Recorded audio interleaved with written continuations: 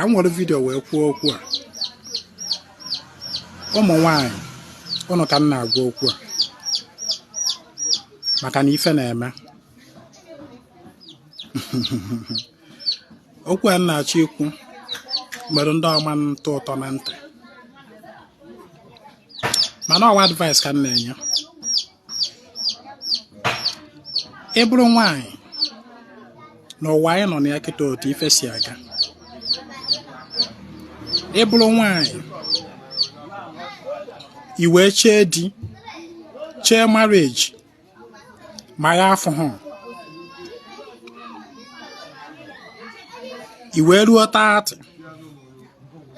32, 35, 38, 40, ị ka nọ na-eche di.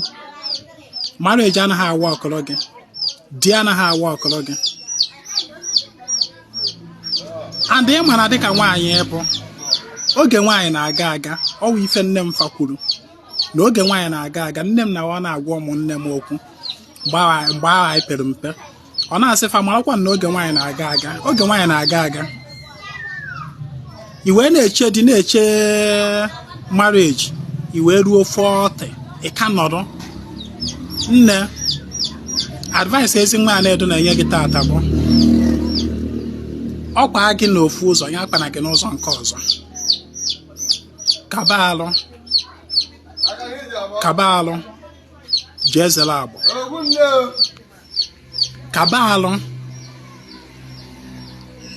tụta ime ka ị mụọ nwa, nwee your own biological child iburu n'afọ gị, your own biological child. At least nwata nwaanyị rugoro 35, 40 wee gaba, ya sị m na ife odoro aka na ozie na ị na-achọ di, ikwesịghị inwe ihe ị na-eme, ikwesịghị ịdị establish, ikwesịghị inwe ihe ị na-eme were enweta ego. Nke na ya bụrụ na ịdị ime mụọ nwa, you can cater for that child unaided by any human being, by any man, since you don't have husband. Tụrụ ime mụọ nwa. Onwe ha na-akpọ nwaanyị ịpụ ụwa, pụọ ụwa. Nwaanyị ịpụ ụwa, nwaanyị ịmụ nwa. Dị ime mụọ nwa, pụọ ụwa. Nwa ya eneghị nka.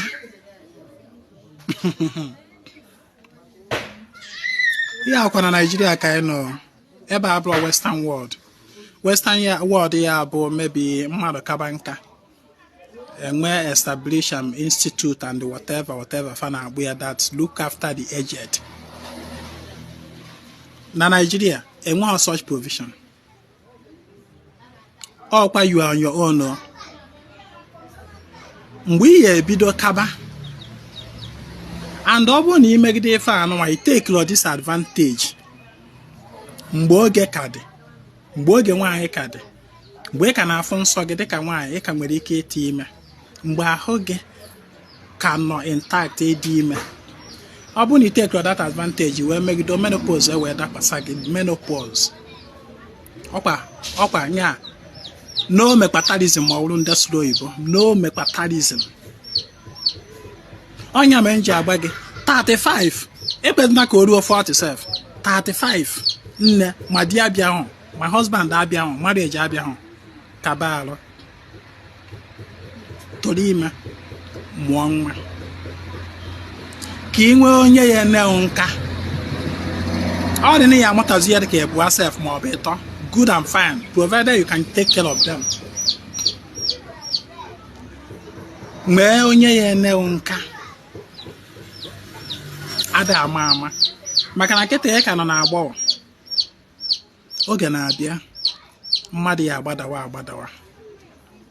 Ị ga-need somebody ya esi nri nye gị rie, ị ga-need somebody ya ejekwute mmiri nye gị ṅụọ, ị ga-need somebody ya akpọ oku ọza gị, ka ọ ha na-abụ na mgbe oge ruo ị na-akpọ oku na-azụ onwe gị. Kịta anụ wee gbasiri ike, ị nwere ike ịza ịkpọ oku zaa onwe gị, yes, mana oge na-abịa ya abịa ịkpọ oku ịma nzanwụzi onwe gị.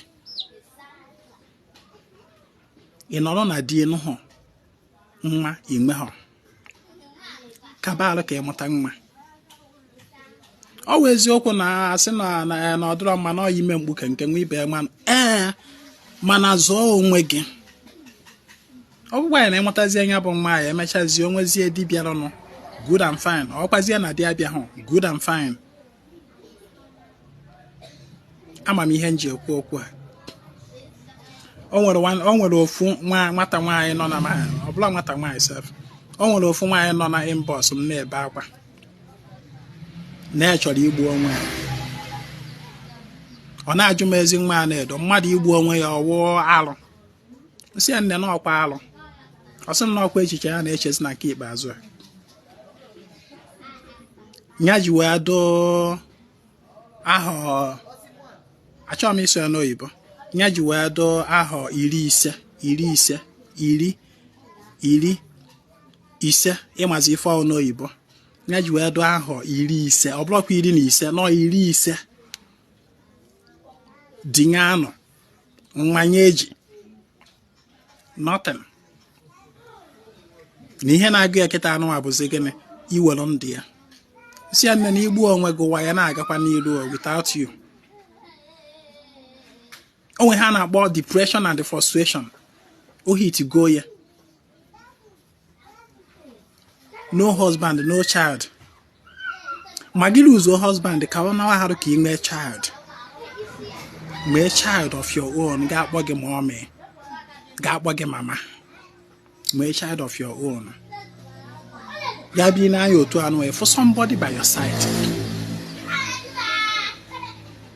that your child can become your companion ga na-emesa gị ọfịara I'm not talking of companionship as per na ị ga na-enwe mmekọ nwoke na nwaanyị with nwa gị no but I'm talking about company onye ga na-eke ikwu company ga na-emesa gị ọfịara gaa ihe nọkọta otu anụ a esi ka ị were fon ka ị kpọọ nwa gị na ya ekwuo mesa gị ọfịara onye ga-aṅụrị